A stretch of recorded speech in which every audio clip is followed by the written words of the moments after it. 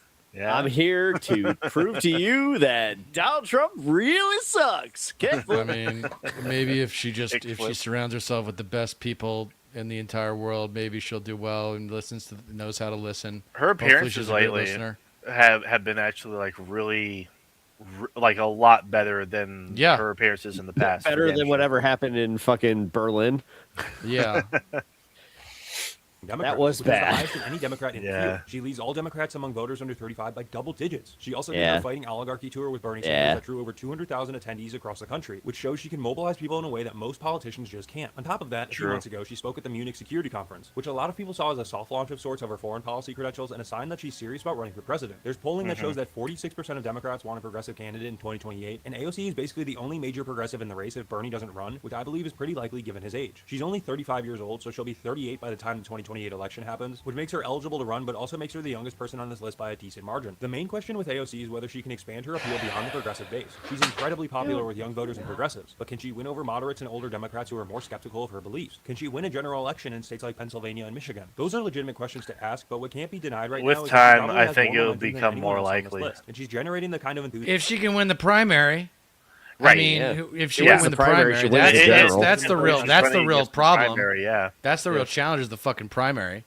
That's what you need if they No, I want to agree. win back the White House. She would be a risky pick, but she's also the candidate with the highest ceiling in terms of energizing the base and turning she's out voters who don't smoking normally hot participate and in only gets elections. hotter So that's our every eight-year wrap-up. fucking Like year. I said, two extremely different candidates in terms of their politics, but they find Every themselves year here for she similar gets hotter. reasons. I understand Swear it may to seem God. controversial, so Yeah. this seems like a great time to remind you that none of these picks are based on a candidate's political beliefs. Now let's wrap this video up by Too bad talking she doesn't about our get S tier, smarter the every S tier year. of Democratic candidates. Folks, we have finally arrived at the S tier, the absolute best of the best, the candidates who have everything you want in a Who is Democratic it? nominee for 2028. The problem is, there's nobody here. It's completely empty. Oh. Yep. Bada bing, bada Who boom. I believe I was Yeah. like, who's a Rokana? Like, what's No, going Yeah. on it's here? a nobody. Honestly, I knew it. 2028 I was waiting for you going to guys be a to wide react open to race, that and one because Democrats are going to have to figure out what they when I actually want. first Do they listened want to this, I someone was who can like, win back? well, who could it be? It's like, oh, of course it's no way because there's No, nobody it's that fucking nobody. good right now. Yeah. Of course, So yeah. we got A tier, but Working class voters in the Rust Belt. Do they want someone who can energize young people and progressives? Do they want Yes. a safe establishment pick? So, or like- do they like, take a risk as on of- someone new? Those are the questions Someone that new. are going to have Right to answer over now, the next 2 years. And It really does look like AOC is the best out of the choices we have right now.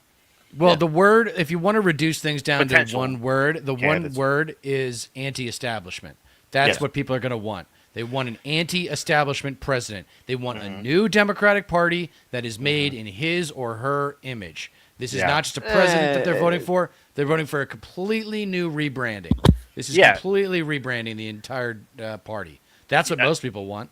That's Yeah, what millennials and Gen Zers want. Yeah, AOC Yes. like more or less actually said that. I would want to change the country. You know, I forget where the appearance was when she was talking about it or what the exact quote was, but she did like specify that her intentions would be to change the country. It was in response to hit pieces being put out on her by the likes of Jeff Bezos, who were basically fear mongering and taking a shot across the bow at people like AOC, and basically warning her like you're crossing the line. Well- Because they're fucking scared of her, you know. well, yeah, 'cause they don't and- want They want Y- establishment, but they Mhm. also want Someone somebody they can that's going to control. play within the fucking Bingo. confines of Citizens United. exactly. You know, exactly. like that status quo politics. Well, that's going to be bullshit. up on. Don't you think abolish? So abolish ICE will obviously be a prerequisite, but then I think abolish APAC is coming too, man.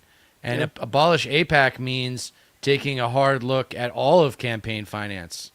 Yeah, her one of her biggest I things mean, should be the way overturning that you can make it Citizens United. not about APAC is just by focusing on Citizens United. Citizens United. Right. Like, you can Yeah, I wrap agree. it all into that. Right. And then But APAC is That- the biggest that'd be the- perpetrator. Yes, of course. They are, absolutely. But- In her position, it would be more of an umbrella, you know, Yeah. because all of it is underneath the umbrella of Citizens United. These giant super PACs, their power wouldn't be possible without that Citizens United ruling. So it gets her. It gives her enough plausible deniability and enough leeway to be like, I'm against all of it. It's corruption. It's pay to play. It's legalized bribery. That was Cenk Uygur's line for the longest time because it's fucking true. It's legalized bribery, and taking that and running with it, and having it apply to all like the major PACs and special interests and whatnot. That is a winning message. I think more so than singling out anyone. Of course, bringing them up, obviously, the NRA, APAC, what have you, but having a central unifying message, I think. I don't know, man. NRA started up for trans rights. I'm starting to read. I mean, I'm a 2A guy Right. as it is. Yeah. I'm one of those 2A leftists. I actually love to shoot. So Yeah. I mean, But if you're a responsible gun owner, you should have no problem with stricter gun laws because they oh won't no, affect you. I have absolutely none of that. Like, I won't Right. fight against stricter. I mean, dude, I live in They won't Chicago. affect you. Like, If you're a responsible gun owner, you got nothing to worry about. Yeah. honestly, I would institute the national, like what we have nationally. Just like Yes. we Well, have I think you should have to go to fucking train with a cop background like, checks once all a, that. once a year. But that's unrealistic. You can go to the That's gun range unrealistic. you can go to the gun range with a cop once every 3 years. You don't need to be with a cop. The thing is, gun ranges have they're all certified to handle firearms the way that they do. Most of them are, ex-soldiers or Yeah. any of this stuff. Like everybody that works at a range knows exactly what they're doing. And I know they're that. all federally, Yeah. they're all state and federally regulated to a degree too. But that was my thing for the longest time. When I first learned how to like trap shoot, for example, shoot 12 gauges, it was with handlers and whatnot. So some old codgers, people who had seen some shit, and it's very much a controlled environment. And I learned from a guy like my age. yeah, I did. But the thing is, like, he was certified by, the state to work there. And I mean, it's target shooting at a range. And like, they teach you how to, handle. They teach you like different grips. Like, obviously, like you have you have normal grip, then you have like stable grip, all that kind of thing too. Like if you're trying to like do quick release, Yeah. which I don't know. I'm not John Wick, so I don't give a shit about that. right. But no, that's the thing. Like, I like to go blow off steam by just like going to a range with a friend and just, that's it. Like, Yeah. But even home fucking defense, realistically, it's all locked away. Like, I have never understood Right. this fantasy of like having your weapon easily accessible. Like, that shit's wild to me. Where I'm just like, oh, Yeah, because you don't There live out are in the boonies. Because you don't live out in the nutcases like boonies, and you don't that, have yeah. you don't have marbles rolling around in your head because you're so fucking lonely. Right. Like, true. dude, Yeah. living in a rural area is so fucking brutal. The closest I ever came was living in a ski town, and it was amazing because it was like, so many people there to ski, and then the summertime there was a lake, and like, it's amazing. But that's not the way most rural areas are in America. No. Most rural areas in America, like, going to I say there's 3 levels of gun owners. There's home gun owners, there's gun enthusiasts, which it sounds like what you are, PepTalks, and then there's gun nuts. And those are the people who fantasize about live targets. Those are the people who are like, Fuck it's like that. a video game. Yeah. And they were fuck like, that. I can't wait to see, like, to shoot something that's moving is a hell of a lot more fun than shooting something that's just stationary, right? No, So I don't. that's- I don't. that's- I don't like I don't like anything those are- live. those are Hunting, lunatics, any of yeah. that. Nah, I can't. Yeah, I totally I- agree. Like, I went out hunting and like I clipped a bird and like I did a poor job. And my buddy, like, this happened when I was like 13. My buddy's dad was so mad too because he was just like, "Oh You're man, supposed to kill it right away. yeah." He's like, "You're supposed to kill it with the first shot." He's like, "This one's ruined." Pow! I was like, "What? No!" Damn, dude. Oh, that's brutal. Yeah, that's gonna stick with you. Oh, it did. Yeah. Every time I think about it, like, no, I don't think I want to go hunting. No way. Nope. I might not. It might be a reliving that moment, but also realistically, it's just like, oh God, no, like just I'm. Just to sit with it. Yeah, of Yeah, course. no. I totally get it. But it's also like a respect thing. Like I respect like firearms so much at that point. Like I that's what Yeah, I mean- what you say about gun nuts. I hate those guys because they make course. responsible make the whole firearm scene, yeah. enthusiasts Right. look bad. Well, it's all Right. percentages. I mean, it's like what percentage of gun owners would you qualify as gun nuts? I'd probably say less than 5%. maybe more, maybe less than 10%. I don't know. You I tell mean, me. it depends on where you're you're more at. connected. Right. Exactly. Exactly. Yeah. It depends on what part of the country you're in, how close you are from the Beltway. Those kinds of things. Yeah, Tell you what, they could all even benefit from extends- going to some stand-up comedy shows every now and then. Jesus Christ, those gun nuts need to lighten the fuck up. Yeah, well, No, of no, course, they're because all really then uptight. they show up to these comedy shows and they're fucking heckling. Like, Yeah. I mean, Mhm. oh my god, like Yeah, they really and- It's a good do. way to get your. It's a good even- way to get your ass kicked. It goes beyond just being like a gun nut too. Like these folks like are like all about like big time security and surveillance and whatnot. It's like these are the same kind of people who will put up big security systems around their whole property. Yeah. Those cameras that are on like a swivel that follow and track you as you move and shit, or the cameras that talk to you if you run them like walk by it and you are being recorded and shit. Yeah. Dude, I have one of those in my neighborhood. No, for real. I am too. My job requires me like I go to house to house to service them and whatnot, and I come across that shit all the time. It's the creepiest shit. You just see a camera literally following you and tracking your movements and just staring right at you. It's the most unnerving shit. Imagine like just buy a gun.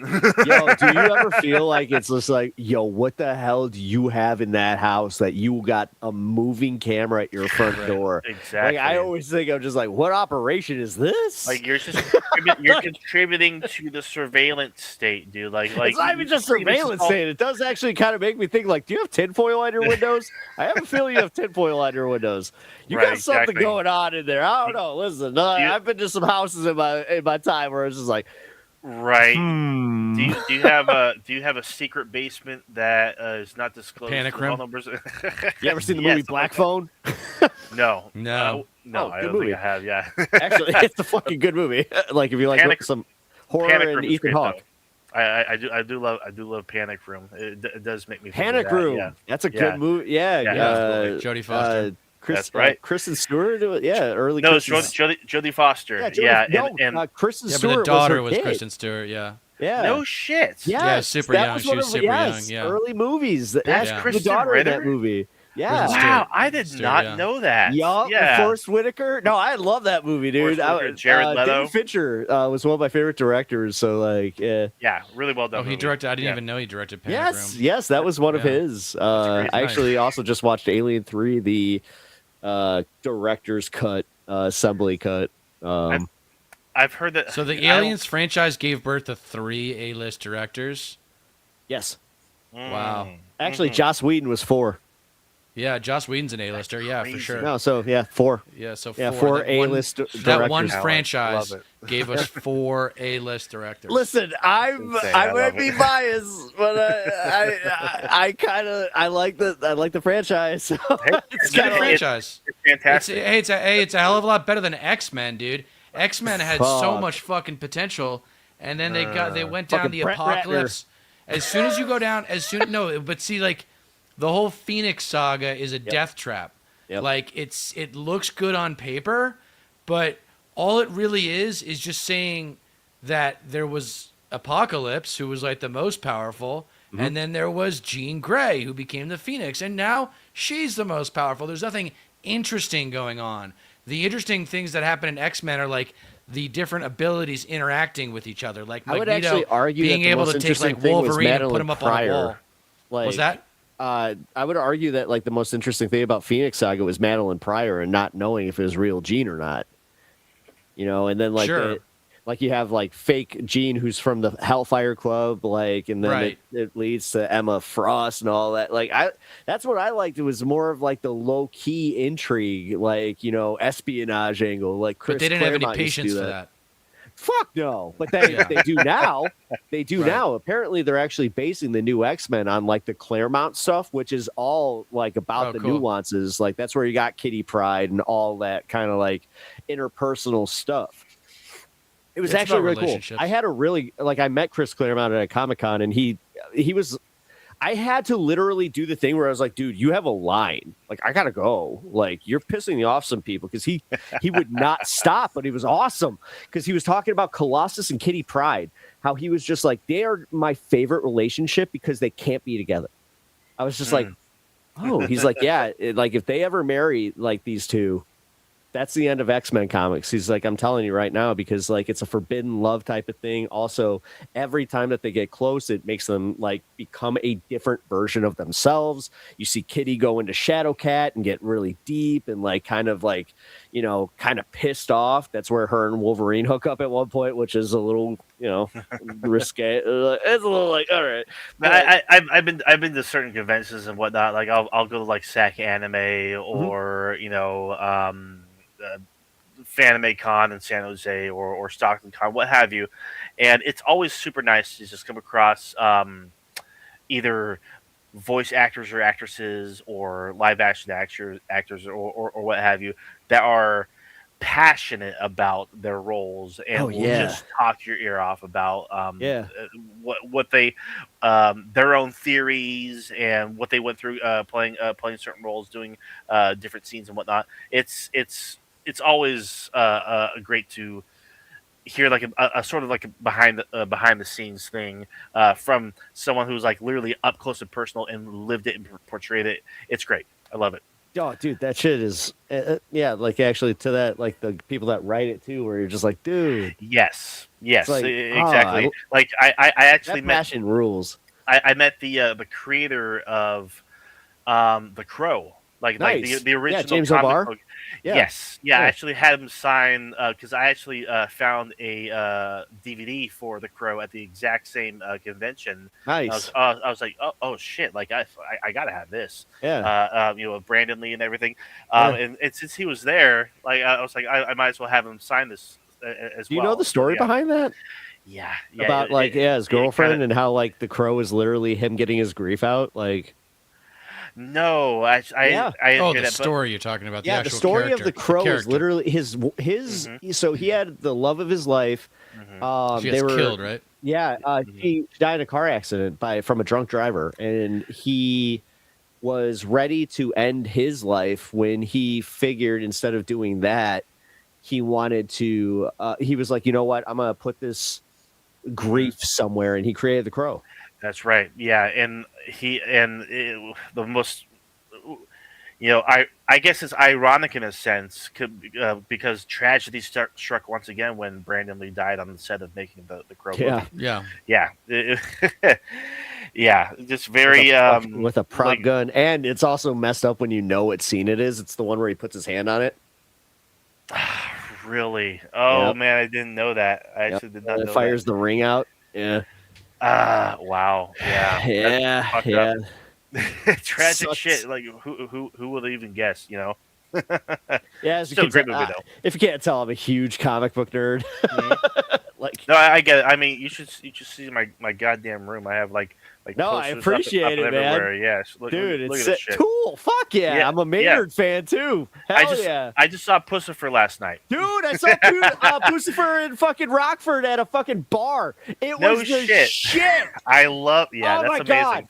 God. Yes, it was pre-pandemic too, and their pandemic. I gotta say, the pandemic music was fucking fire too. No, I agree. Existential Reckoning, one of the best things they ever did. Hell yeah, man! Yeah, we're buddies. Yes, we are. Yes, shit, like fucking. Come on anytime, honestly, dude. You're welcome. My guy likes Red Dead, friggin' Better Call Saul. You got the freaking Star Wars, and then on top of it, Tool fan. Fuck, dude, you've been hiding this guy. Yeah, giant nerd. What can I say? fuck all. Let's rename our channels and shit. Dude, you know what's funny? I've done this with a few other this space creators where like we just find out that we vibe on different shit. Like me and Alex, we vibe on comedy. Me and Jeff from fucking Good Morning Comrade, we vibe on wrestling. It's just so fucking like I love that. Right, like, you know what? Screw it. Let's just go for it. Yeah, no, I totally understand. I even have another channel where I just talk strictly about music or react to it, and God, I wish I was smart like that. I mean, politics. That channel is starved for content, but I mean, I have equal passion for that, equal passion for this. I mean, with this channel last year especially, I got really jaded with it because I was just so disheartened by just the state of things. It was just wearing down on my mental state and whatnot. And so, like, talking about what terrible shit is the Trump administration doing today, it just got too much. So I had to step away from a little bit. But now it's like I find a lot more balance to it and everything, and I can actually talk about these things without going into like an existential crisis.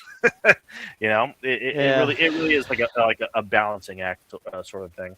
Unfortunately, I find myself doing the same thing sometimes. I try not to, but Yeah, it gets to the best of us, man. Sometimes, yeah. but you gotta. Well, River I feel like a lot of Peace. these. I feel like a lot of these conversations sometimes are like group therapy for what's going on, and we're all Really just is. like people. It's like someone dies, and you have to come to terms with the fact that you're never going to talk to that person ever again. And Sure. we've had a lot of funerals over the last 18 months. You Yeah, know, I that's the actually, fucking truth of it. Is we've had a lot of fucking funerals since Trump 2.0 came in. This is so much worse than Trump 1.0. It is. Like this is so so much much. This more. is so much It's worse. yeah, without a this- doubt. Yeah. River of Peace chiming in. Patriot, are you fully bald now? Yeah, I actually shaved everything off. Oh, Back shit. in late October, and it's just so much better. So much better. But How yeah, much longer are we going? Because I just We're I gonna do have wrap to- soon. I was Yeah, gonna we're say, gonna I wrap gotta- soon. Yeah, Yeah, we're I gonna have to wrap. rip a piss, but I'm down to hang. Like I'm at that awkward place where I'm just like, I really gotta pee. No, I totally get. We usually go for like an hour and a half, and whatnot. Yeah, I think we're at the sweet spot now if we want to wrap because I was at 30 and now I'm at 15. So Cool. why don't we We'll pep have talks? You around want four. to pep talks, then stat bet, then I'll wrap it. I'll take us home. Go ahead. No, appreciate it, man. Really, glad to be here. You can follow me at PepTalks TV on YouTube and Twitch. I have a daily show called High on Politics. I start at 4 p.m. usually. Wednesday's special day, 2 p.m. This is all Central Time, so come and check it out. I like to call it like the stoner circle of the internet, where it's we chill, we talk politics, some serious stuff, but yeah, come talk some politics and pass to the left. Oh yeah. Yeah, we should be tuning. We should be doing the same thing next Tuesday around the same time, unless something changes. And then right after that, I actually have a trip to Vegas Nice. planned Nice. for the next few days. Yeah, me and a few friends are going to go see a metal show, and we're going to gamble a little bit, and hopefully gas doesn't increase like another gallon before the trip actually starts, so that our budgets don't get adjusted accordingly. But yeah, thank you so much for tuning in. There's a few. Thank you, River of Peace. Have fun in Vegas, they say. Thank you so much. Thank you for tuning in as well. I've been hovering around a decent size comparatively of viewers and whatnot. Thank you all again so very much, and go watch Deter's 2 new videos that he just dropped yesterday. They're actually really fucking good. Yeah, thanks guys, and thank you Pep Talks for joining us tonight. Yeah, this We'll was have a you blast. back. Enjoyed We'll it. have you yeah. back. We'll have you back again soon. Until then, please check out my new latest essays, and never forget that you don't get change in America by asking nicely. Everybody have a good night.